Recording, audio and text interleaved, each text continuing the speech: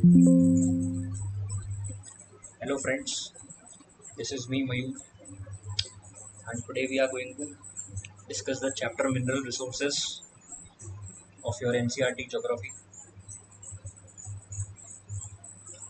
So you can see this photo. This is the photograph of the different ores, different minerals that we get. Okay, let's begin with the topic. So what are the topics that we are going to discuss? First we will see this. First we will see introduction. What is minerals? Second, mode of occurrence of minerals. Classification of minerals. Classification is important. Star mark कर लीजिए, important है. Mineral deposits in India, कहाँ कहाँ कौन से minerals मिलते हैं, again important है locations. Conservation of minerals, minerals को कंजर्व क्यों करना है. एनर्जी मिनरल्स कौन से हैं, and non conventional sources of energy. Non conventional sources of energy, तो ये सभी चीज़ें हमें डिस्कस करनी है. वन बाय वन हम सभी चीज़ों को डिस्कस करेंगे और कुछ क्वेश्चंस भी हैं, उन्हें भी डिस्कस करेंगे. अब देखिए ये एक फोटोग्राफ है. इस फोटोग्राफ में हमें क्या दिख रहा है, ये एक माइंस है. इसके लिए ये आपको दिख रहे हैं, ये माइंस है ये, और यहाँ पे माइनिंग हो रही है. और ये जो बेसिकली ये जो आपका ये मिनरल है, बेसिकली ये जो ओर है, इसको हम ले जाएंगे और इसको फिर प्यूरीफाई करेंगे. और जब प्यूरीफाई करेंगे तो प्यूरीफाई करने के बाद हमको जो भी मेटल या नॉन मेटल जो भी है उसमें, वो हमें मेन कॉन्स्टिट्यूएंट उसका जो भी होगा वो हमें मिलेगा प्यूरीफाई करने के बाद. तो ये जो प्यूरीफाई, ये जो प्रोसेस होती है, इसको मेटलर्जी हम साइंस में पढ़ते हैं, उसका पार्ट है ये. तो हमें ज्योग्राफी के अंदर हमें मेटलर्जी नहीं पढ़नी, हमें तो ये पढ़ना है कि मिलते कहाँ कहाँ हैं, कौन सा मिनरल कौन सा और कहाँ मिलता है. ये मेन पॉइंट है हमारी स्टडीज़ का. और ये कैसे बनते हैं ये भी एक इम्पॉर्टेंट पॉइंट है. तो इन पर हम आगे का जो लेक्चर है वो इन पर होने वाला है. चलिए स्टार्ट करते हैं. और ये भी आप देख सकते हैं, जैसे ये कोल माइंस है. बेसिकली इस तरीके से ये कोल्स को कैरी करके ले जा रहे हैं ये labours, you can see. Okay, mineral. First of all mineral से स्टार्ट करेंगे. Geologist define mineral as a homogeneous natural occurring substance. Naturally होता है, ऑब्वियस बात है, with a definable internal structure, जिसका इंटरनल स्ट्रक्चर डिफाइनेबल है. अब एक बार ये फोटोग्राफ देखिए दोबारा तो आपको आइडिया लग जाएगा. ये देखिए, ये होमोजीनियस है, ये हमको अलग अलग नहीं लग रहा है. हर एक जगह जो कॉम्पोजिशन है वो सेम है, सिमिलर है.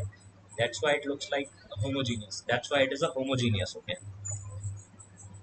तो होमोजीनियस वर्ड हमें सीखना है यहाँ पर.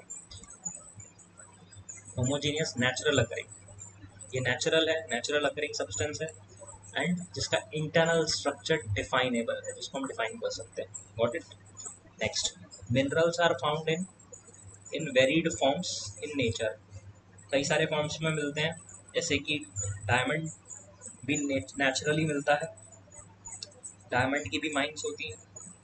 हमारे इंडिया में एमपी के अंदर पन्ना है जगह एक, यहाँ पे डायमंड्स के लिए फेमस है जो जगह. और सॉफ्टेस्ट यहाँ पर दिल्ली. ठीक है. Rocks are the combinations of homogeneous substances called minerals. जो रॉक्स होते हैं वो कॉम्बिनेशन होते हैं होमोजीनियस सब्सटेंसेस का, जिनको हम मिनरल्स कह देते हैं. Some rocks, for instance limestone, consist of a single mineral only. सिर्फ एक ही मिनरल है. बट मेजॉरिटीली क्या होता है, कई सारे मिनरल्स साथ में एग्जिस्ट करते हैं, अलग अलग प्रपोर्शंस में. ठीक है. तो उसको प्यूरीफाई करके हम उसमें से जो मेटल ज़्यादा होता है उसको हम यूज़ करते हैं वहाँ से निकाल कर. although हालांकि over 2000 minerals have been identified, only a few are abundantly found in most of the rocks.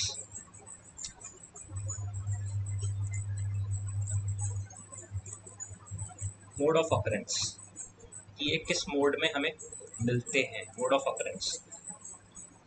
There are these minerals form. Minerals are usually found in ores. जो मिनरल्स हैं, मिनरल्स जो हैं वो ओर्स के form में generally हमें मिलते हैं, और हम ओर्स को ही हम फिर बाद में प्यूरिफाई करके उसमें से मिनरल्स को एक्सट्रैक्ट करते हैं. The term ore is use to describe an accumulation of any mineral mixed with other elements. Ore का मतलब सिंपल है, मान लीजिए कि एक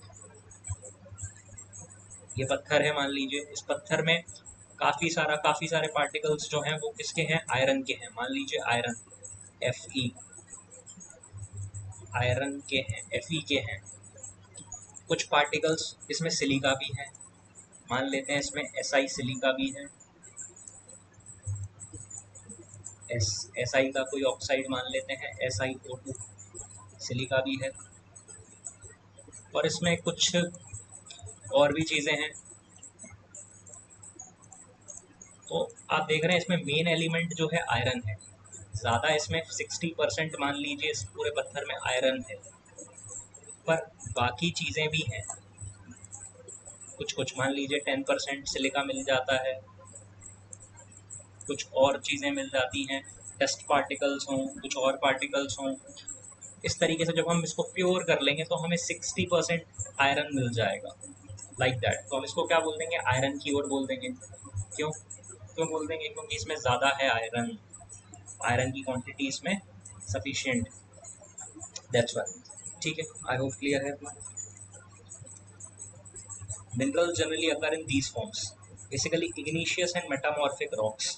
तीन टाइप की रॉक्स होती हैं, एक इग्निशियस रॉक्स होती हैं, एक एक सेडिमेंट्री रॉक्स होती हैं, और एक मेटामॉर्फिक रॉक्स होती हैं. तीन टाइप्स की रॉक्स होती हैं जनरली. तो उसमें से इग्नियस एंड मेटामॉर्फिक रॉक्स होती हैं, मिनरल्स में अकर इन द क्रैक्स. याद रखिएगा ये पॉइंट, क्रैक्स, क्रिवाइसेस, फॉल्ट्स और जॉइंट्स. बेसिकली जो भी क्रैक्स हो जाते हैं रॉक्स के बीच में, क्रैक्स आ जाते हैं, या क्रिवाइसेस या छोटे छोटे बेसिकली उनमें जो होल्स हो जाते हैं, जो फॉल्ट्स आ जाते हैं, जॉइंट्स, यहाँ पे जॉइंट होते हैं, तो वहाँ पर बेसिकली आपको ये देखने को मिलती है. The smaller occurrence are called veins and the larger are called lobes. ठीक है, नेक्स्ट पॉइंट, इन सेडिमेंट्री रॉक्स. अब ये सेडिमेंट्री की हम बात कर रहे हैं, यहाँ पे पीछे हमने बात करी थी इग्नियस की एंड मेटामॉर्फिक की. यहाँ हम सेडिमेंट्री की बात करें. Number of minerals occur in the beds और लेयर्स, लेयर्स के फॉर्म में मिलते हैं. That is a depositional accumulation and concentration in a horizontal strata. मतलब एक ऐसे लेयर्स के फॉर्म में, स्ट्रेटा ऐसे लेयर्स के फॉर्म में आपको मिलेगा. आई होप समझ गए होंगे. तो सेडिमेंट्री रॉक्स में लेयर्स के फॉर्म में आपको मिलेगा, हॉरिजॉन्टल स्ट्रेटा. ठीक है. Another mode of formation involves the decomposition of surface rocks, decomposition of surface rocks and the removal of soluble constituents, leaving a residual mass of weathered material containing ore. Basically मान लीजिए, देखिए इस line का मतलब क्या है, एक बड़ा सा रॉक है.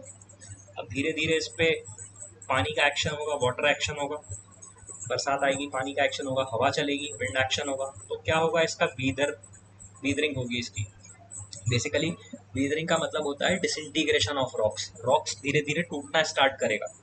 ठीक है, धीरे धीरे टूटना स्टार्ट करेगा, और जब वो टूटेगा तो गिर जाएगा नीचे वहीं पे उसी जगह पे. तो रेसिडुअल मास, वीदरिंग होने के बाद जो बच जाता है मास, वो क्या होता है, वो भी एक तरह का क्या है, एक तरह का ओर है. और इस तरीके से क्या मिलता है, बॉक्साइट बनता है. इस तरीके से बॉक्साइट, बॉक्साइट किसका ओर है, आपको पता होगा, bauxite is a ore of aluminium. Bauxite ore है किसका, एल्यूमिनियम का ओर है, Al. एल्यूमिनियम का सिंबल हम Al लिखते हैं, साइंस में पीरियोडिक टेबल में आप पढ़ेंगे. चलिए आगे चलते हैं.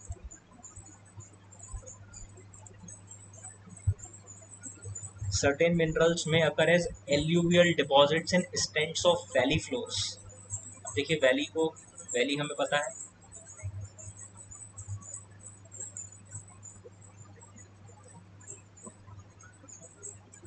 ये बेसिकली ये जो जगह है ये वैली है। बेसिकली दो पहाड़ों के बीच में जो जगह होती है इसको हम वैली बोलते हैं।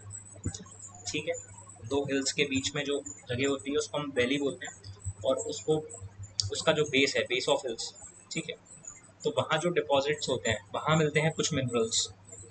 कौन से एग्जाम्पल्स हैं उसके? Gold, silver, tin, platinum are most important examples, most among such minerals. ये जो मिनरल्स हैं जनरली ये वैलीज में पाए जाते हैं।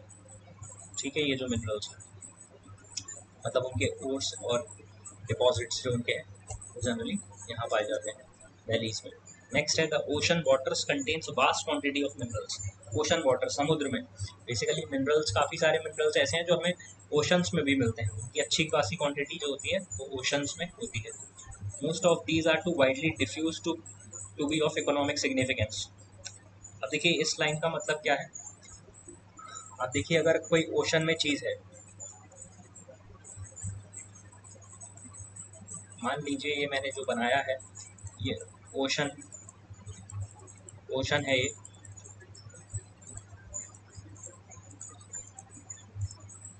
ओशन के नीचे अगर ओशन बेड पर अगर यहाँ पर कुछ डिपॉजिट्स हैं, मिनरल्स हैं, तो आप ओशन में से निकाल करके इसको यूज़ करने में आपको कितना खर्चा लगेगा। ठीक है, तो ये इसलिए इकोनॉमिकली ये वायबल नहीं है, इसलिए यहाँ पे लिखा हुआ है widely diffuse to be of economic significance. Basically इतना खर्चा तो हो जाएगा कि आप उसको निकाल पाओगे। ठीक है, आपको ज़्यादा फायदा नहीं होगा क्योंकि आपका निकालने में ही बहुत खर्चा हो जाएगा, तो उसका इकोनॉमिक्स में आपको ज़्यादा फायदा नहीं मिलेगा। Got it? Got my point? Okay. Example देख लेते हैं। एग्जाम्पल पूछे जाते हैं सॉल्ट। सॉल्ट तो हम इजीली बना लेते हैं ओशन से, इवापोरेशन के प्रोसेस से इजीली बन जाता है। ठीक है, मैग्नीशियम इस तरीके से है, ब्रोमीन इस तरीके से है। ब्रोमीन के बारे में एक इम्पॉर्टेंट पॉइंट है, वो आप मुझे कमेंट में बता सकते हैं कि ब्रोमीन की क्या क्या स्पेशलिटी है उसकी। Are largely derived from ocean waters. The ocean beds too are rich in manganese nodules. Ocean beds जो होते हैं, जैसे मैंने बताया था, ओशन का एकदम जो नीचे वाला पार्ट है, ओशन फ्लोर बेसिकली, वो जो होते हैं रिच होते हैं मैग्नीज नोड्यूल्स में। Got it? छोटे छोटे पॉइंट्स हैं, ये आपको थोड़ा थोड़ा याद रखना। अब difference between a rock and a mineral. अब रॉक और मिनरल के बीच में डिफरेंस क्या होता है? देखिए रॉक जो है, रॉक एक बड़ा पार्ट है, उसमें से मिनरल निकलेगा। Rock is made up of two or more minerals. ठीक है, तो रॉक जो है, रॉक में काफ़ी सारी चीज़ें हैं। ये रॉक बेसिकली टूटेगा टूटेगा टूटेगा, या हम इसको खुद से माइनिंग स्टार्ट करेंगे, लाइक खुद से हम तोड़ेंगे इसको और उसमें से फिर हम मिनरल्स को एक्सट्रैक्ट करेंगे, मिनरल्स को निकालेंगे। ठीक है, तो हो सकता है कि उसमें कुछ दो तीन चार मिनरल्स हों, दो या दो से ज़्यादा हों, तो रॉक में कई सारे मिनरल्स हो सकते हैं। पर एक अगर ओर होती है, ओर, तो ओर में बेसिकली, ओर में भी ज़्यादा मिनरल्स हो सकते हैं, बट ओर में क्वांटिटी ज़्यादा होगी एक मिनरल की। ये डिफरेंस है रॉक, मिनरल और ओर में। ठीक है, आई होप गॉट इट।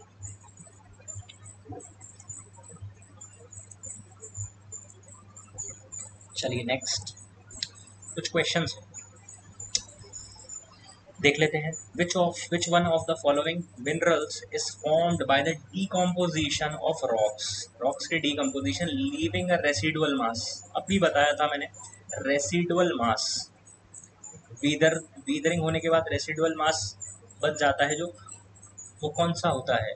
अभी बताया था बॉक्साइट, एल्यूमिनियम का ओर होता है बेसिकली, ये इस तरीके से हमें मिलता है। ठीक है, minerals are deposits and accumulated in the stratas. Stratas, stratas का मतलब है हॉरिजॉन्टल स्ट्रेटास की बात हो रही है, इस तरीके से आपको लेयर्स के फॉर्म में मिलते हैं। कौन सी रॉक्स में ऐसा होता है? इसका आंसर है सेडिमेंट्री रॉक्स।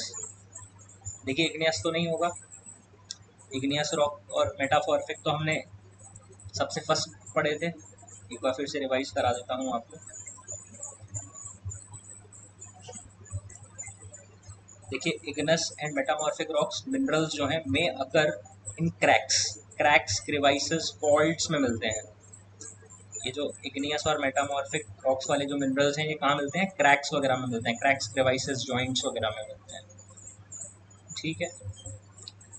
और क्वेश्चन में आपसे क्या पूछा है? क्वेश्चन में पूछा हुआ है कि स्ट्रेटास के फॉर्म में कौन से मिलते हैं। स्ट्रेटास के फॉर्म में हमने अभी पढ़ा था रिसेंटली, ये देखिए स्ट्रेटास ये लिखा है यहाँ पे, accumulation and concentration the horizontal stratas. कौन सा है? सेडिमेंट्री रॉक है।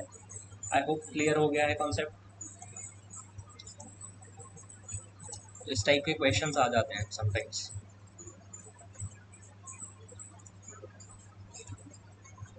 ठीक है, सेडिमेंट्री इसका आंसर होगा इसलिए।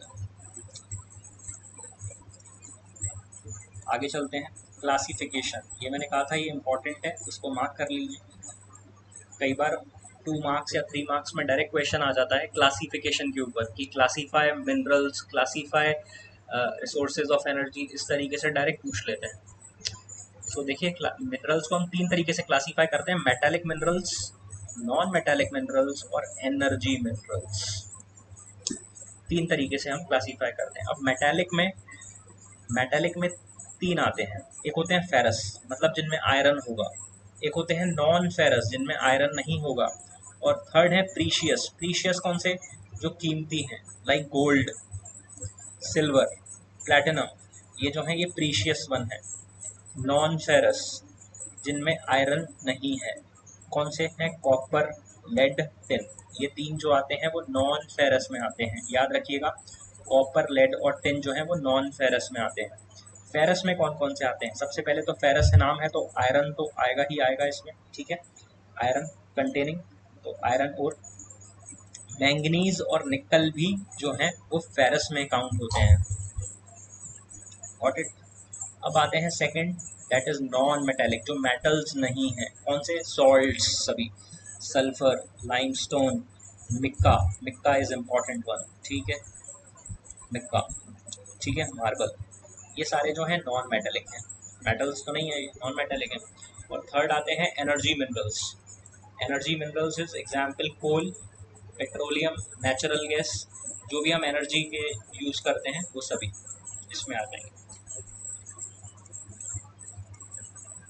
तो याद रखिएगा, metallic, non metallic, energy. Metallic में ferrous, non ferrous, precious. And non metal के एग्जाम्पल हैं डायरेक्ट पीका, salt, potash, sulphur, limestone, marble. Energy में सबको पता ही है, कोल, पेट्रोलियम, नेचुरल गैस। आगे बढ़ते हैं, कुछ क्वेश्चंस आ चुके हैं, चलिए। Gold, silver and platinum. Gold, silver and platinum are examples of, क्या के एग्जाम्पल थे अभी हमने पढ़े हैं? ये हैं प्रीशियस मिनरल्स। प्रीशियस किसमें आएंगे? ये प्रीशियस मिनरल्स हम बोल सकते हैं। ये हैं तो मेटल्स पर ये प्रीशियस हैं। ठीक है, तो ये प्रीशियस में आ जाएंगे। कोबाल्ट, देखिए cobalt is an example of, cobalt जो है वो किसका एग्जाम्पल है? कोबाल्ट जो है वो फेरस का एग्जाम्पल होगा। कोबाल्ट, हमने इन तीनों में किसी में भी कोबाल्ट नहीं लिखा है, बट कोबाल्ट जो है मोस्ट प्रोबेबली फेरस में काउंट होता है, just because of its atomic number. अगर हम पीरियोडिक टेबल को स्टडी करेंगे इसमें तो हमें क्लियर हो जाएंगी चीज़ें। चलिए आगे देखते हैं, सैंडस्टोन एंड मीका। मीका हमें पता है, देखिए मीका हमें पता है, mica are the example of non metallic. Basically ये मेटालिक तो नहीं है, नॉन मेटालिक है, सॉरी। मीका जो है वो नॉन मेटालिक है। Got it. नेक्स्ट और भी कुछ क्वेश्चंस हैं। Coal and natural gas are examples of. Coal और नेचुरल गैस किसके एग्जांपल्स हैं? एनर्जी, एनर्जी मिनरल्स हैं ये, अभी हमने पढ़ा था। Dash provides a strong base for the development of metallurgical industries. देखिए मेटलर्जिकल इंडस्ट्रीज, मेटलर्जिकल इंडस्ट्रीज की बात हो रही है, तो मेटलर्जिकल इंडस्ट्रीज का जो बेस है, बेस कौन प्रोवाइड कर रहा है? Strong base for the development of ferrous minerals basically. क्योंकि आप देखेंगे सबसे ज़्यादा जो है आयरन यूज़ होता है हर चीज़ में, तो बेस जो प्रोवाइड करेंगे वो मेटलर्जिकल इंडस्ट्रीज को वो फेरस मिनरल्स ही करेंगे। Next, coal mining in Jowai and Cherrapunji is done by the family members in the form of long narrow tunnel known as, इसको क्या बोलते हैं, इसको रैट होल बोलते हैं, याद रखिएगा। इस माइनिंग को जब लॉन्ग नैरो टनल के फॉर्म में माइनिंग होती है उसको बोला जाता है रैट होल माइनिंग।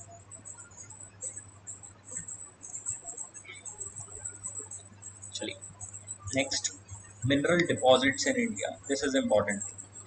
यहाँ से 1 मार्क्स के क्वेश्चंस आ जाते हैं समटाइम्स एमसीक्यू फॉर्म में, 2 मार्क्स में भी पूछ सकते हैं। तो इसमें हम ये समझने वाले हैं कि इंडिया में कहाँ कहाँ जो हैं हमें मिनरल्स के डिपॉजिट्स मिलते हैं, कौन कौन सी लोकेशन है इंडिया के मैप में, हम देखेंगे कि कहाँ कहाँ हमें मिल रहे हैं। और एक चीज़ और बताऊँ इसमें कि इंडिया जो है आयरन स्टील जो है बेसिकली उसको एक्सपोर्ट करता है। India is the second largest exporter of steel, steel के एक्सपोर्टर हैं हम। सबसे फर्स्ट पे चाइना है, सेकंड पे इंडिया है एक्सपोर्टर, बट हमारा जो प्रोडक्शन है वो चाइना से बहुत कम है। Production is very less as compare to China, but still. चलिए नेक्स्ट,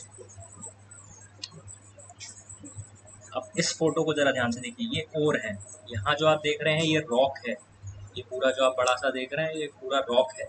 इस रॉक में से ही हमने इस ओर को डिराइव किया है।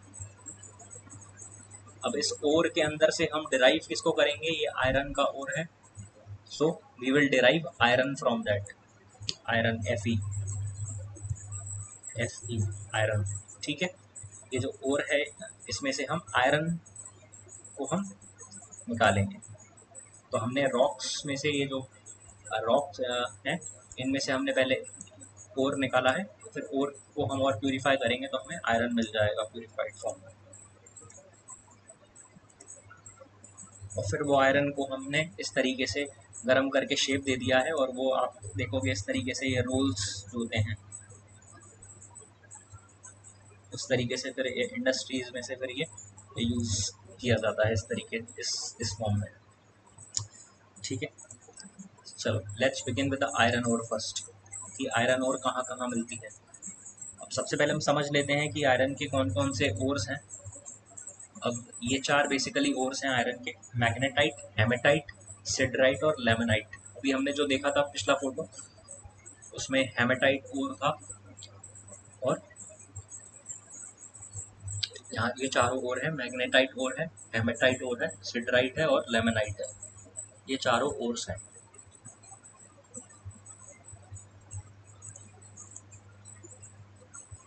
समझ लेते हैं magnetite first, magnetite, so very high content of iron up to 70%, मतलब ये जो ओर है इसमें से 70% तक आयरन एक्सट्रैक्ट किया जाता है, 70% तक इसमें आयरन है मैग्नेटाइट में। Next is hematite ore, hematite ore जो है उसमें स्लाइटली लोअर है, बेसिकली 50-60% जो है आयरन है, और यही 2 ओर हैं जो इंडिया में ज़्यादा मिलती हैं, बाकी ये जो दोनों हैं ये थोड़े कम हैं, इतने ज़्यादा नहीं आते। अब ये कहाँ कहाँ मिलते हैं, ये लोकेशंस जानना इम्पोर्टेंट है। लोकेशंस को मैं मैप के थ्रू आपको एक्सप्लेन करूँगा, तो लोकेशंस को अभी हम छोड़ रहे हैं, ये मैप के ज़रिए आपको सारी लोकेशंस समझाया जाएगा। ये सारे ये लोकेशंस हैं जहाँ पे आयरन ओर मिलता है। नेक्स्ट है मैग्नीज, तो manganese is mainly use in the manufacturing of steel, steel के मैन्युफैक्चरिंग में हम मैग्नीज का यूज़ करते हैं, ये बस आपको इतना पॉइंट याद रखना है। And ferro manganese alloys, iron के जो अलॉयज होते हैं उसमें भी मैग्नीज का यूज़ होता है, और ये दिखाया है nearly 10 kg of manganese is required to manufacture 1 ton of steel. 1 ton steel को बनाने में 10 किलो मैग्नीज का यूज़ होता है। It is also use in manufacturing bleaching powder, insecticides and paints. तो मैग्नीज के काफ़ी सारे यूजेस हैं, आप देख सकते हैं ब्लीचिंग पाउडर को बनाने में, इंसेक्टिसाइड्स को बनाने में एंड पेंट्स को बनाने में भी यूज़ होता है। ब्लीचिंग पाउडर का केमिकल फॉर्मूला क्या है, ये आप मुझे कमेंट्स में बताइएगा। चलिए नेक्स्ट,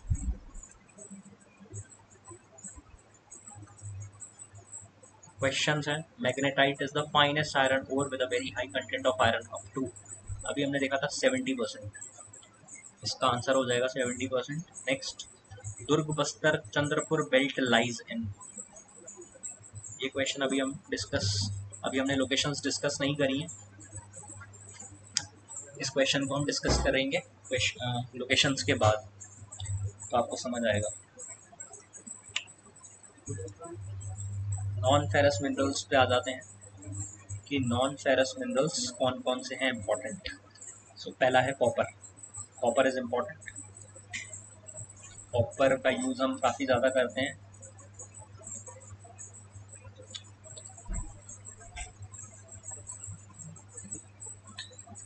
अब इसमें भी लोकेशंस हैं, बेसिकली लोकेशंस मैं आपको मैप के ज़रिए शो करूँगा।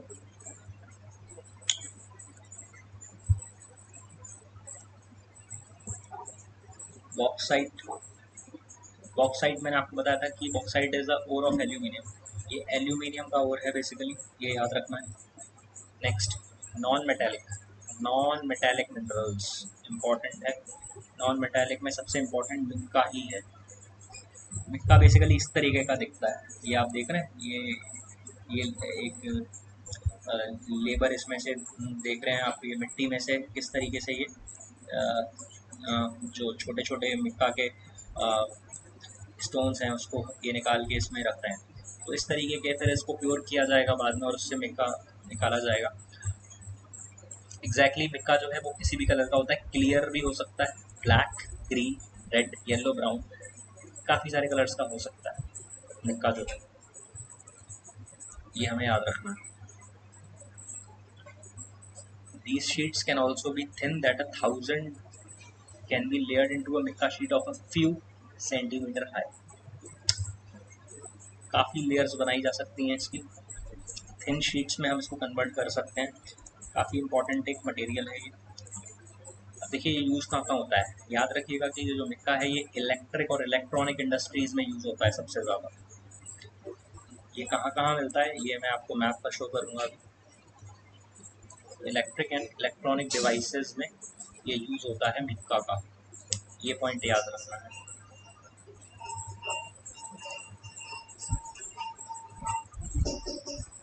अब आ जाते हैं मैप पर, समझ लेते हैं सारी लोकेशंस को जो भी हमने पढ़ी हैं।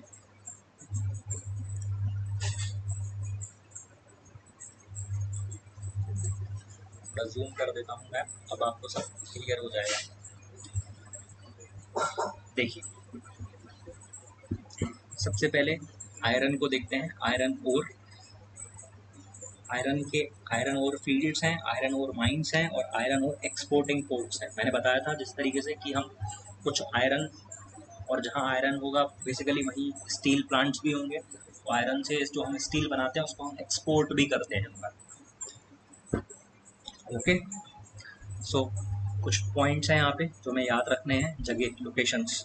तो मैप पर लोकेशंस आपको दिख रही हैं इजीली, आप देख सकते हो कि झारखंड एंड उड़ीसा वाला जो रीजन है, ये जो आपको रेड कलर से मार्क दिख रहे हैं, मयूरभंज, केंदुझर एंड गोवा, ये तीनों जगह बेसिकली ये झारखंड और उड़ीसा में है।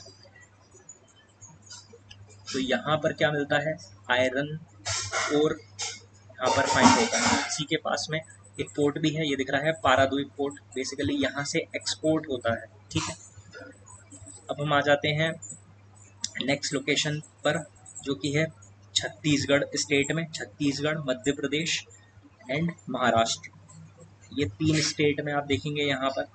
तो यहाँ पर भी आपको आयरन दिख रहा है, एमपी में नहीं है ज़्यादातर Chhattisgarh and some parts in Maharashtra, ये दो स्टेट्स आपको याद रखने हैं। यहाँ हमने दो स्टेट्स पढ़े थे, आप स्टेट्स याद रखिए, मेन लोकेशन आपको सीधे नाम याद रखने हैं, मयूरभंज, केंदुझर और गोवा।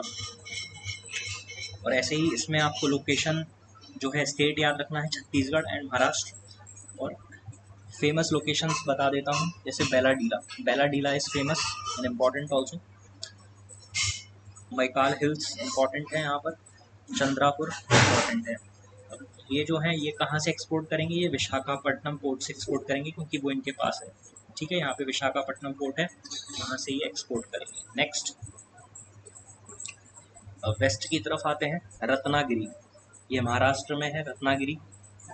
ये गोवा का जो पोर्ट है मार्मुगांव पोर्ट, फेमस। काफ़ी सारी यहाँ पे ये पूरा बेल्ट जो है कर्नाटक का बेल्ट है ये पूरा। ये एक्सपोर्ट कहाँ से करते हैं, मंगलुरु, बेसिकली मंगलुरु पोर्ट है, वहाँ से एक्सपोर्ट होता है। लोकेशंस आप समझ लीजिए अच्छे से, चिकमंगलुरु एक जगह है, ये पूछा जा सकता है।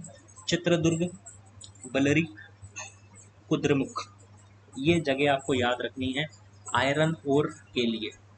इसमें आयरन ओर्स की फील्ड्स भी हैं, माइंस भी हैं और एक्सपोर्टिंग भी है। नेक्स्ट आते हैं मैग्नीज पर, कि मैग्नीज कहाँ कहाँ मिलता है।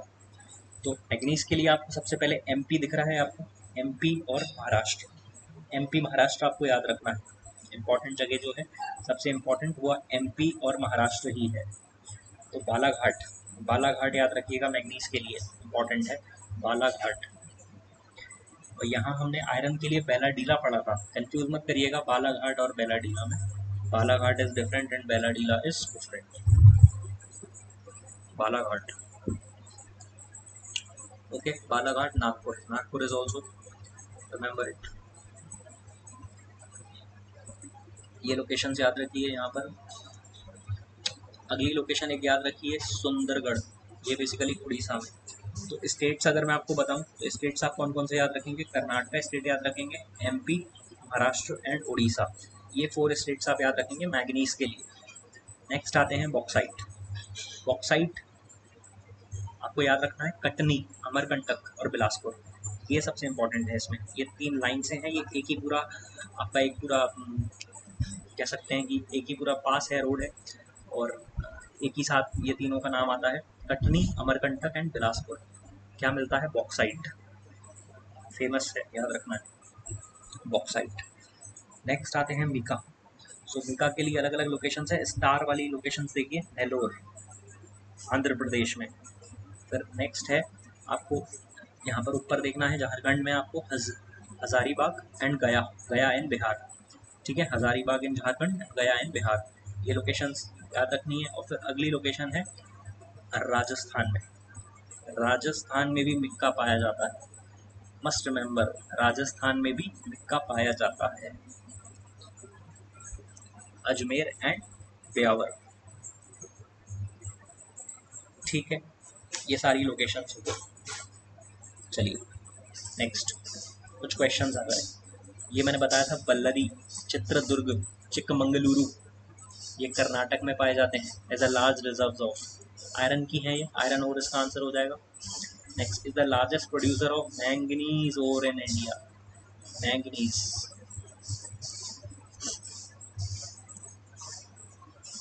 मैंगनीज हमने पढ़ा था, अगर याद नहीं है तो एक बार देख लीजिए।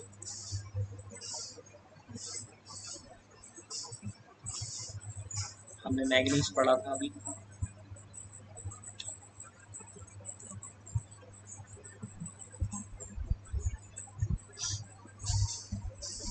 बालाघाट, नागपुर। सबसे ज़्यादा जो मैंगनीज आपको दिख रहा है वो आपको दिखेगा उड़ीसा में, महाराष्ट्र में। उड़ीसा, महाराष्ट्र, ये 2 स्टेट्स में सबसे ज़्यादा आपको दिखेगा।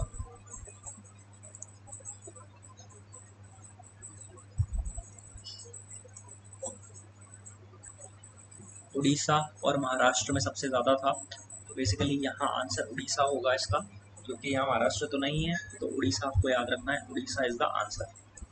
Clear. In which of the following locations mica deposits are not found, mica के डिपॉजिट्स नहीं मिलते। देखो मिक्का के लिए हमने क्या क्या पढ़ा था, हमने नेलोर पढ़ा था आंध्र प्रदेश में, ठीक है,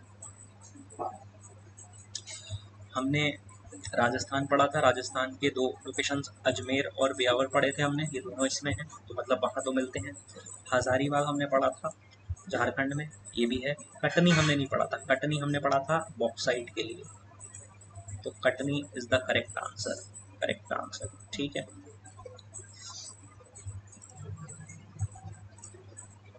नेक्स्ट इसका आंसर है कटनी। ठीक है, इसका आंसर था उड़ीसा एंड इसका आंसर था iron ore. Next, India's deposits are mainly found in Amarkantak Plateau, Nepal Hills and the Plateau region of Bilaspur Katni. अब देखो बिलासपुर कटनी मैंने याद कराया था, बिलासपुर कटनी में क्या मिलता है, बॉक्साइट मिलता है। बिलासपुर कटनी में क्या मिलता है, बॉक्साइट मिलता है। सिंपल है, याद रखिएगा, बिलासपुर कटनी में बॉक्साइट। ठीक है, चलिए आगे बढ़ते हैं। Conservation of minerals. मिनरल्स को कंजर्वेशन क्यों करना है और कंजर्वेशन कैसे करना है। देखिए, अगर हम बहुत ज़्यादा यूज़ करेंगे मिनरल्स को तो एक दिन मिनरल्स ख़त्म हो जाएंगे। ठीक है, तो हमें उनको सस्टेनेबली यूज़ करना है। We have to use them but sustainably, ताकि हम फ्यूचर जनरेशन्स के लिए भी रिटेन कर पाएँ। ठीक है, तो वही लिखा हुआ है यहाँ पे। We all appreciate the strong dependence of industries and agriculture upon minerals deposits and the substance manufactured from them. ठीक है, the total volume of workable mineral deposits is an insignificant fraction, that is 1% of the earth crust. ये बता रहे हैं कि कितना कम हमारे पास minerals है, सिर्फ 1% अर्थ क्रस्ट का जो है वो मिनरल्स है। और हम बहुत तेज़ी से rapidly we are consuming mineral resources that required millions of years to be created and concentrated. बनने में कितना टाइम लगता है, मिलियंस ऑफ ईयर्स लगते हैं, और हम बहुत तेज़ी से उसको कंज्यूम करते हैं, जबकि वो कितने हैं, सिर्फ 1% है।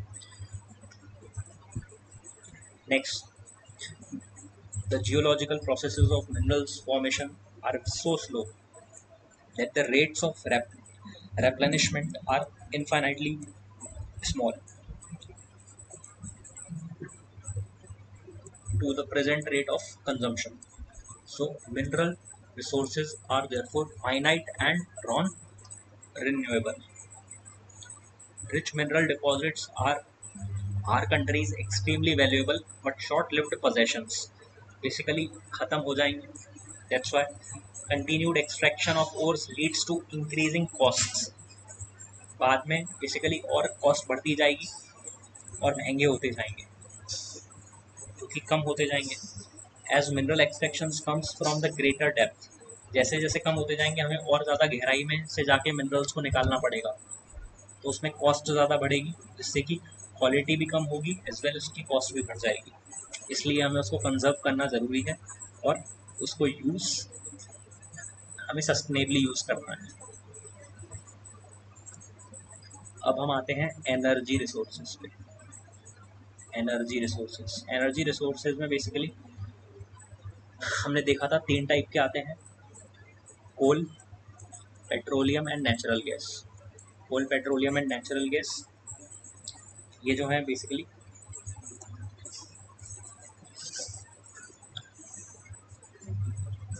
Energy resources can be classified as conventional, this is important, conventional and non conventional sources.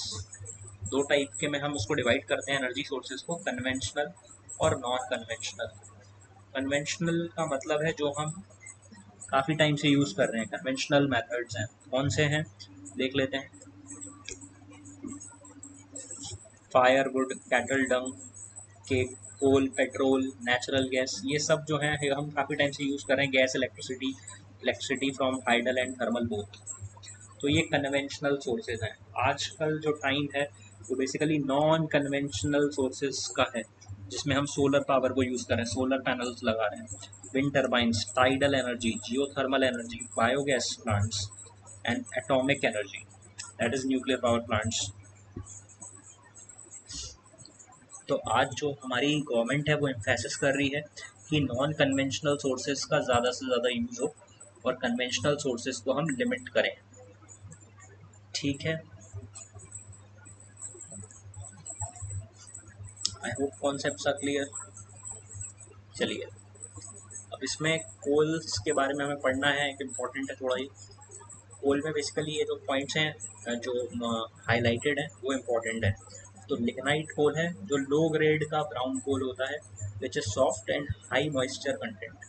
Basically lignite याद रखिएगा, लिग्नाइट जो है लो ग्रेड कोल है, अगला है बिटुमिनस कोल, जो कि मोस्ट पॉपुलर कोल है और कमर्शियल यूज में इसी का यूज होता है, किसका, बिटुमिनस कोल का।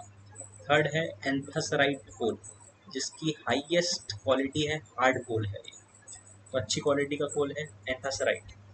क्वेश्चन में सीधे आ जाएगा, तीन ये दे दिए होंगे, हाईएस्ट क्वालिटी पूछ लेगा, हाईएस्ट क्वालिटी का कोल कौन सा है, तो correct answer is anthracite. Anthracite is the good quality और हाईएस्ट क्वालिटी ऑफ कोल। अब कोल कहाँ मिलता है, ये इंपॉर्टेंट पॉइंट है। अगला पॉइंट जो इम्पोर्टेंट है वो है कि कोल कहाँ मिलता है, इसको हम मैप से देखेंगे। चलिए देखते हैं मैप से।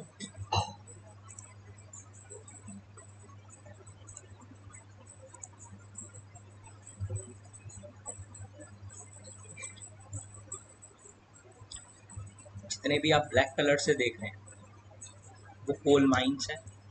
ये पूरा जो एरिया है दैट इज, इस एरिया को हम क्या बोलते हैं, छोटा नागपुर प्लेट्यू हम इस एरिया को बोलते हैं। ये छत्तीसगढ़ झारखंड का जो एरिया है, ये एमपी से टच होता हुआ एरिया, इस पूरे एरिया को हम छोटा नागपुर प्लेट्यू बोलते हैं। छोटा नागपुर प्लेट्यू फेमस है कोल के लिए, कोल माइंस के लिए, कोल फील्ड्स के लिए। और आप देख रहे हैं कोल कहाँ मिल रहा है, कोल है असम में। असम में भी काफ़ी सारा कोल आपको दिखेगा, असम, मेघालय, ठीक है। ये कोल्स के अब नाम है, कुछ नाम याद रखना है, इसमें नाम जो है मोस्टली सारे ही इंपॉर्टेंट हैं।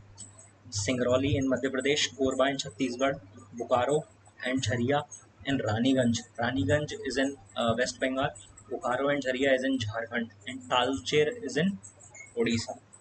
आपको पता होना चाहिए कि सबसे ज़्यादा कोल रिजर्व्स कहाँ पाई जाती हैं, झारखंड में पाई जाती हैं।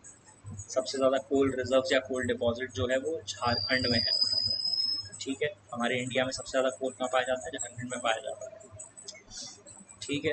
ये तो हो गया कोल की बात। अब हम बात कर लेते हैं ऑयल फील्ड्स की, कि ऑयल कहाँ कहाँ मिलता है। तो इंडिया में ऑयल जो है वो कम मिलता है। बेसिकली ये जो लाइन आप देख रहे हैं, ये तो हमारी ये पाइपलाइन है, बेसिकली नेचुरल गैस की पाइपलाइन। पर जो ऑयल फील्ड्स हैं वो स्क्वायर, रेड स्क्वायर्स जो दिख रहे हैं वो हैं, ये देखेंगे आप अरेबियन सी में बॉम्बे हाई, ये एक जगह है इम्पॉर्टेंट, महाराष्ट्र बॉम्बे के इधर बॉर्डर में बॉम्बे हाई एक है, यहाँ पे बसी, ये एक इम्पॉर्टेंट लोकेशन है। फिर यहाँ पे गुजरात में कलोल जगह है, कलोल, कलोल इन गुजरात। उसके बाद आपको जगह एक दिखेगी, वो है यहाँ पर, that is in Assam. Assam में एक फेमस जगह है दिग्बोई, दिग्बोई याद रखिएगा। शिवसागर, शिवसागर याद रखिएगा, मोरन याद रखिएगा, ये कुछ इम्पोर्टेंट है।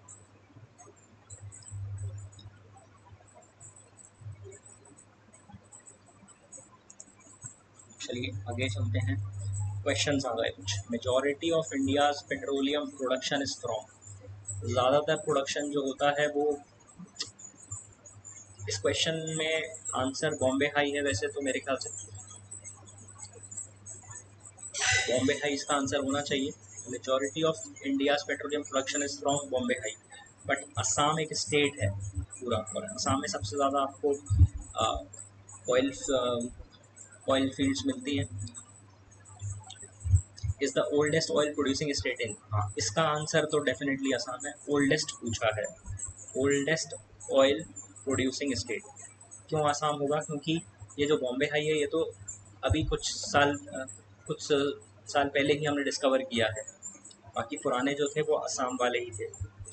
अगला question, sedimentary rocks on the western and eastern flanks of the peninsula in Gujarat and have most of the petroleum deposits, have most of the petroleum deposits.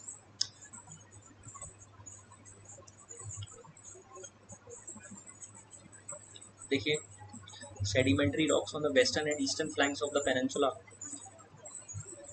in Gujarat and have most of the petroleum deposits.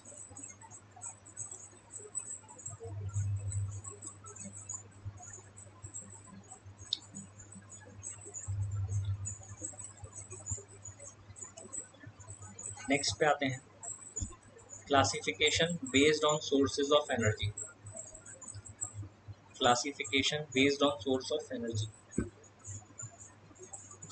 Conventional sources मैंने बताया था and non conventional sources मैंने बताया था। Conventional का मतलब मैंने बताया था कि कोल, पेट्रोल, डीजल, इलेक्ट्रिसिटी जो हम यूज़ करते हैं हाइडल और थर्मल पावर से बनी हुई, वो सब किस में आएगा? कन्वेंशनल में आएगा।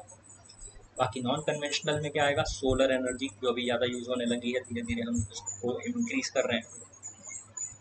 Wind energy, tidal energy, biogas energy, thermal energy, nuclear और एटॉमिक एनर्जी,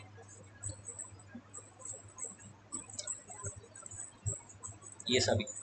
उसके बाद दो टाइप से इलेक्ट्रिसिटी प्रोड्यूशन होता है, एक है हाइड्रो इलेक्ट्रिसिटी और एक है थर्मल। हाइड्रो इलेक्ट्रिसिटी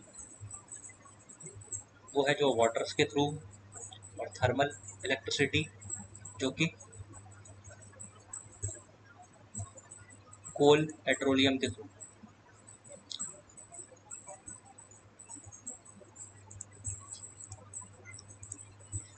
अब इस फोटो से सब क्लियर हो जाएगा। ये देखिए, ये हाइड्रो पावर है, हाइडल इलेक्ट्रिसिटी हम बोलते हैं। बेसिकली यहाँ पे वाटर जो आता है तेज़ी से आता है और टर्बाइंस को यहाँ पे रोटेट करता है। टर्बाइंस रोटेट होती हैं और इलेक्ट्रिसिटी जनरेट होती है। इस तरीके से यहाँ बिजली बनती है हाइड्रो इलेक्ट्रिसिटी में। नेक्स्ट है थर्मल इलेक्ट्रिसिटी। थर्मल इलेक्ट्रिसिटी में क्या होता है? कोल होता है। कोल से हम स्टीम प्रोड्यूस करते हैं और वो स्टीम से फिर जो गर्म स्टीम होती है, हॉट स्टीम होती है, उससे टरबाइन को रोटेट किया जाता है और उससे इलेक्ट्रिसिटी बनती है। इसको हम बोलते हैं थर्मल इलेक्ट्रिसिटी, क्योंकि इसमें हॉट स्टीम बेसिकली कोयले का यूज़ करके हम करते हैं। ठीक है, ये दो मेथड से हम इलेक्ट्रिसिटी जनरेट करते थे अभी तक most of the times. But recently कुछ सालों से आप देखेंगे 10 साल, 15 साल, 20 साल से हम सोलर को धीरे धीरे हम आगे इम्प्रूव कर रहे हैं, सोलर एनर्जी की तरफ हम बढ़ रहे हैं। ठीक है, ये तो बेसिकली मेन जो है एनर्जी, इलेक्ट्रिसिटी जनरेशन होती है इनसे। आज भी सबसे ज़्यादा हम कोयले से ही बिजली बनाते हैं और कहीं कहीं जहाँ डैम्स हैं वहाँ हम हाइड्रो इलेक्ट्रिसिटी भी बनाते हैं। ये देखिए, एक ये फ़ोटो है डैम का, ये आप इजीली देख सकते हैं, इससे समझ आएगा आपको काफ़ी चीज़ें। ये देखिए, ये यहाँ पर आपको ये भी दिख रहे होंगे कि यहाँ पे काफ़ी सारे इलेक्ट्रिसिटी के पोल्स हैं, ट्रांसफार्मर्स भी होंगे यहाँ पे। और यहाँ पर आप देख रहे हैं बड़ा सा डैम है और यहाँ पर पानी से बिजली बनाई जाती है। तो कुछ जो इसमें फेमस प्रोजेक्ट्स हैं डैम वाले, वो हैं Bhakra Nangal, Damodar valley corporation and the Kokli hydel project producing hydro electricity power. ये नाम याद रखने हैं आपको। अब हाइड्रो इलेक्ट्रिसिटी को हम रिन्यूएबल सोर्स में काउंट करेंगे। रिन्यूएबल सोर्स में हम काउंट क्यों करते हैं इसको? है तो ये नॉन कन्वेंशनल, बट ये रिन्यूएबल है क्योंकि पानी को हम दोबारा यूज़ कर सकते हैं। इसमें से पानी जो जाएगा उसको हम फिर से यूज़ करते हैं, पानी कहीं ख़त्म नहीं होता। बट कोल जो होता है, कोल को अगर हम जला देंगे तो वो कोल ख़त्म हो जाएगा। ठीक है, लाइक दिस।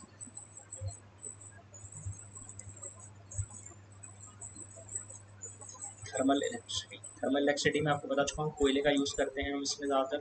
पेट्रोल और नेचुरल गैस का यूज़ करके हम जो बेसिकली बिजली बनाते हैं, वाटर को गर्म करके स्टीम के थ्रू हम टरबाइन को रोटेट करते हैं और फिर उससे इलेक्ट्रिसिटी जनरेट होती है। तो ये बेसिकली नॉन रिन्यूएबल में काउंट होगा, क्योंकि जैसे कि मैंने बताया था, कोयला हम यूज़ करेंगे तो कोयला ख़त्म होगा। ठीक है।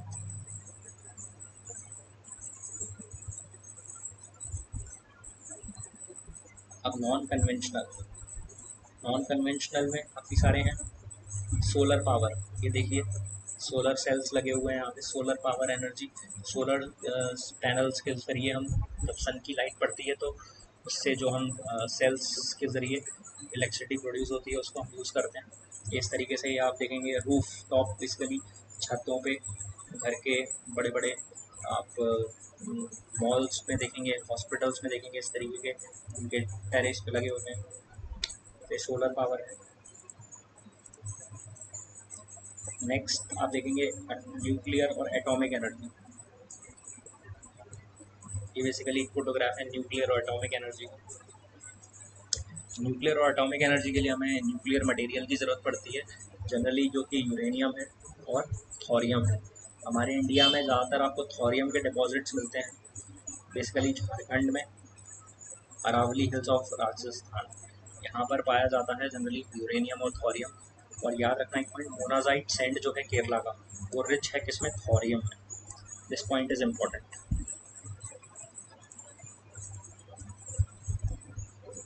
अब मैप देख लेते हैं बेसिकली कि कहाँ कहाँ न्यूक्लियर पावर प्लांट्स और थर्मल पावर प्लांट्स हमारे इंडिया में। थर्मल पावर प्लांट्स तो बहुत सारे हैं, बहुत सारे। आपको पता होना चाहिए जहाँ पर भी कोयला मिलेगा, जहाँ पर भी कोल मिलेगा, वहाँ पर तो होंगे ही होंगे। तो आप खुद ही इमेजिन कर सकते हैं, जहाँ जहाँ कोयला है वहाँ पर काफ़ी सारे मिलेंगे आपको। आप ये देख लीजिए पूरा एरिया, कोरबा, अमरकंटक, रिहंड, सिंगरौली, ये पूरा एरिया, दुर्गापुर, ये पूरा आप एरिया देख सकते हैं।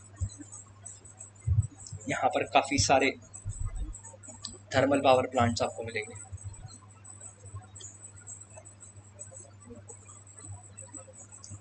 न्यूक्लियर पावर प्लांट्स कहाँ हैं, न्यूक्लियर पावर प्लांट्स कम हैं, इसलिए इसमें से क्वेश्चंस ज़्यादा बनते हैं।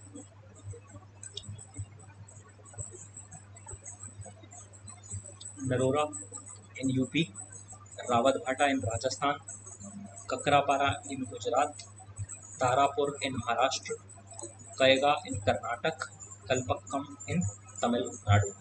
ये याद रखने हैं आपको, ये इम्पोर्टेंट है। थर्मल पावर प्लांट्स नहीं भी पता होंगे तो चल जाएगा, बट न्यूक्लियर सारे याद रखना ज़रूरी है क्योंकि वो कुछ ही हैं। विंड पावर, बेसिकली इस तरीके से ये विंड मिल्स लगे होते हैं, पूरा एक विंड फार्म होता है इस तरीके से, काफ़ी सारे विंड मिल्स लगे होते हैं। और एक कहाँ है इंडिया में सबसे ज़्यादा, नागरकोइल, साउथ में।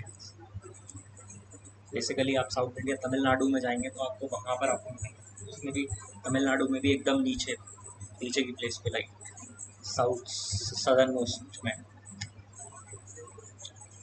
और कहाँ मिलते हैं ये इंपॉर्टेंट है यहाँ पर, क्योंकि लार्जेस्ट विंड फार्म है तमिलनाडु, नागरकोइल टू मदुरई। और बेसिकली आंध्र प्रदेश में भी है थोड़ा, कर्नाटका, गुजरात, केरला, महाराष्ट्र, लक्षद्वीप, काफ़ी सारी जगह आपको मिलेंगे। Nagercoil and Jaisalmer Rajasthan are well known for the effective use of wind energy in the country. ये दो जगह आपको याद रखनी है, जैसलमेर ऑल्सो।